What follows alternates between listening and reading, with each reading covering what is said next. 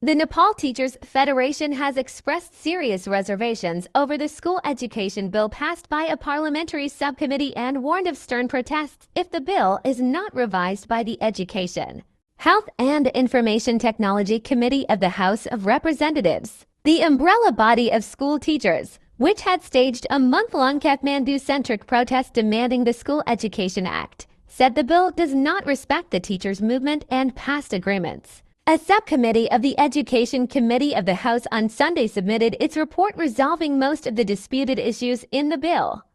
Except for the modality to regulate private institutional schools and management of early childhood development instructors, the panel has resolved all the differences in the bill. The bill, with 163 sections, had received 1,758 amendments from 161 lawmakers. It took 1.5 months of rigorous discussions for the panel to reach a conclusion.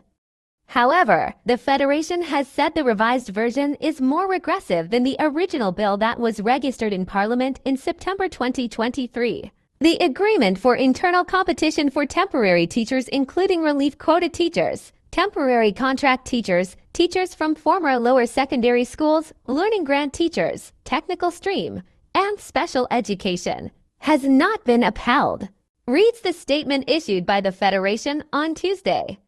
Furthermore, temporary contract and learning grant teachers have been excluded from internal competition. The redrafted bill envisions internal competition for 60% of the seats, with the remaining 40% vacancies to be filled through open competition.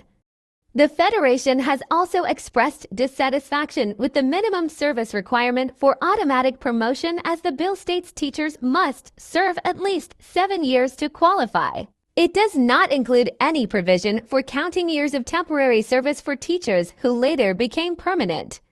The agreement to take temporary service periods into account to qualify for the pension has been ignored in the new bill, reads the statement. The Federation also seriously objects to the provision placing school teachers under local governments. In line with the Constitution of Nepal, the panel agreed that teachers would work under local governments, but it allows for one-time transfers between and within local units and provinces. Teachers are being forcibly transferred to the local level without any benefits or alternatives, said the Federation.